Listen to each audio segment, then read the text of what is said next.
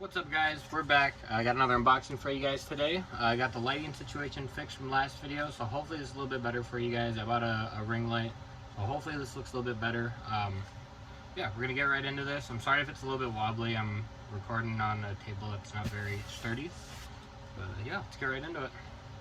This one is from Karl's today. Ordered this like a week ago, maybe a little over a week ago. This is just more restock for this year. We're getting real close to where we should be for the season, restock wise, baits wise, all that good stuff. But yeah, a little bit excessive with certain baits and stuff in here, but you know, never be too sure.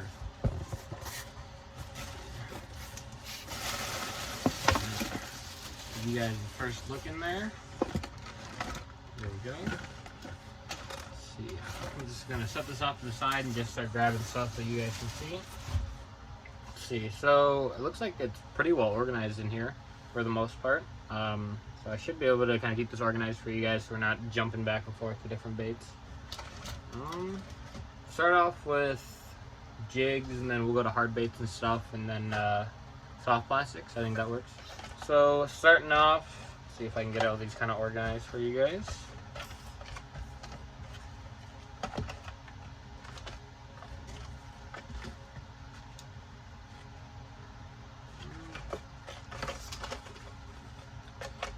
Alright, so we got, let's see here, the Nichols Lures Saber Swim Jig.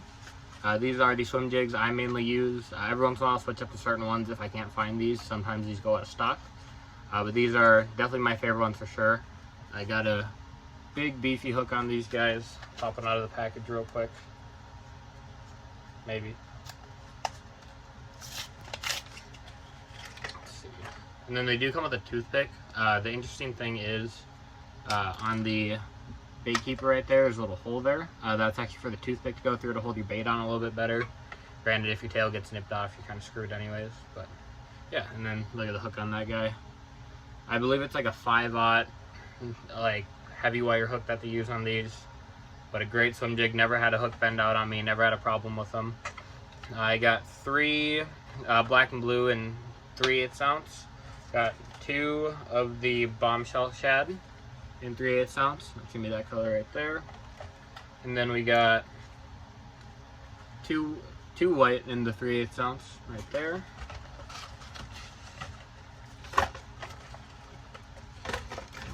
And then we got some more jigs from Nichols. These are the impact flipping jigs. These are my favorite flipping jig. The other thing about these are super affordable jigs. I believe they're just under $4 a piece. Some jigs you can get up there like $5-6 or whatever. When it's things that every once in a while I'll get stuck right in the log or something like that, I'd rather not spend any more money. So and like I said, these work great as well. Got some big beefy hooks on these guys. Let's see, got 3 black and blue. These are all half ounce right here. Got 2 green pumpkin in 1/2 ounce. And then these are Clint's Alabama 420. These are in a 1/2 ounce too. This one right here. So pretty much just like a variation of green pumpkin, kind of a little bit of black skirt with some red, and a little bit of lighter skirt too, kind of like a yellow or an orange. This is probably one of my favorite colors, go-to colors, when I'm in a mix between a situation where I'd want to use green pumpkin or black and blue. This is a good alternative right in the middle there. And then last, for just regular jigs, I got 2 of these Mullex football jigs. I saw these on Tackle Warehouse, wanted to check them out. They're in a color that I really kind of have a hard time finding. I like throwing a lot of green pumpkin with purple, kind of any variation of that. It's kind of hard color to find. But as you can see right there, green pumpkin, some purple, and these are in a 1/2 ounce. That's probably my go-to weight for football jigs, just because that's, you know, kind of your mid-range.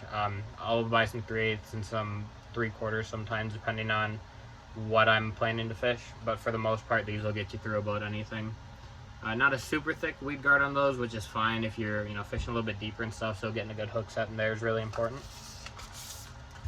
Going over here, we've got a ton of chatterbaits.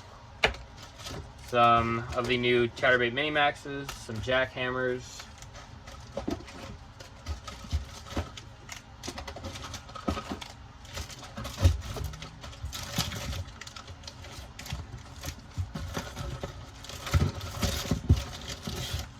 I think that's all of them. Yeah. We got all these guys right here. Let's see. We'll do the mini max first and then we'll get into the jackhammers. So this is a 3/8 ounce mini max in the firecraw color. Really popular color for springtime. That red's kind of red orange sometimes to get them fired up real well. And then I got 3 of the green pumpkin in the 3/8 ounce right here. I actually ordered 2. They sent me an extra one though, so we're not going to complain about it. But the whole premise of these mini max ones, so a lot of the guys fishing these big tournaments and stuff were using like the mini chatterbaits and stuff. The only problem with them was the hook was really thin, and so a lot of guys are having issues with them bending out and then skirt quality and things like that. Nice thing is these are tied with a metal wire there. I don't know if you guys can see that right there. Makes the skirt a little bit stronger, sticking on there anyways. A lot smaller profile right there. Really small blade. A smaller hook, but it's still a pretty thick gauge there, which is real nice. But these are nice for those days where you gotta go a little bit more finesse. That's mainly why I just kind of bought green pumpkin. If I'm fishing something really dirty, I want something with a little bit more chatter and stuff to it, so the fish can kind of get in on it a little bit better. But these green pumpkin ones should definitely work good for sure. And then I just grabbed the firecraw chatterbait mini max because it's so hard to find the jackhammers and stuff in that firecraw color just because everyone buys them up as soon as they get in stock. Next we got, let's see, 2, 4, 7 jackhammers here. My honest opinion, do you need jackhammers? No. If you've got, you know, a little bit of extra money laying around and stuff, try one, 100%. There's times where, you know, they'll like fish the same as a regular chatterbait, but there's a lot more times that I see them outfish them by a long shot too. Just something about these, and just overall the build quality on these things is way better, in my opinion. The skirts last a lot longer, the hooks are a lot sharper, and just the chatter itself starts right up right away, and I can tell you guys that from my personal experience with them. I bought a couple jackhammers last year, a couple jackhammers like a month ago or 2 at Cabela's because they had them on sale. So it's just a couple more to add through just to make sure we can get through the year. Got a 3/8 and a half ounce of the green pumpkin.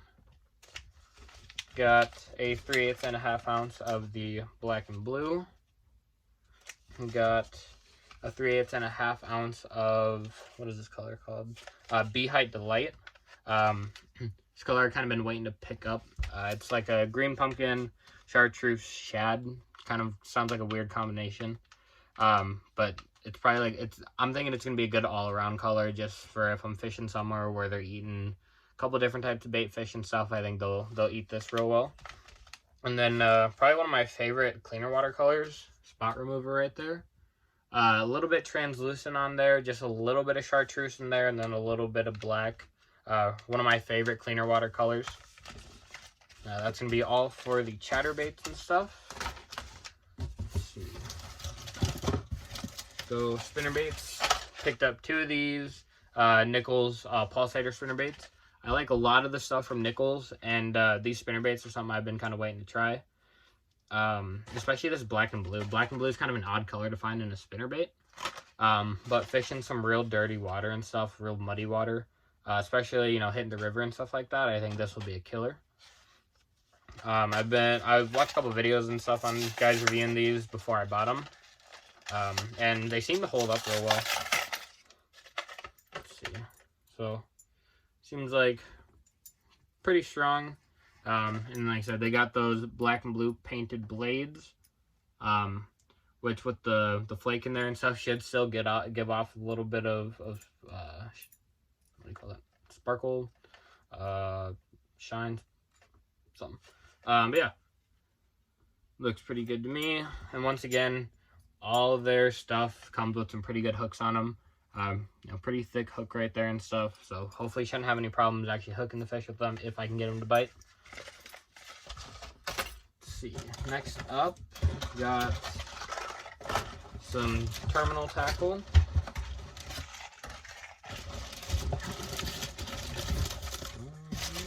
That's it for terminal. So I got one thing of VMC Nico weights. I gotta buy some more of these, but this is the only weight I had that they had that I wanted in stock. So I just grabbed one pack of these. They're on sale, so grabbed them. And then some of the Outcast Tackle Perfect Net Heads. I got 1/16 ounce, 1/8 ounce, and 3/16 ounce. These are kind of my go-to weights right here. Those ones right there. I'll go with the 1/16 if I'm fishing shallow stuff or if I'm going for a really finesse presentation.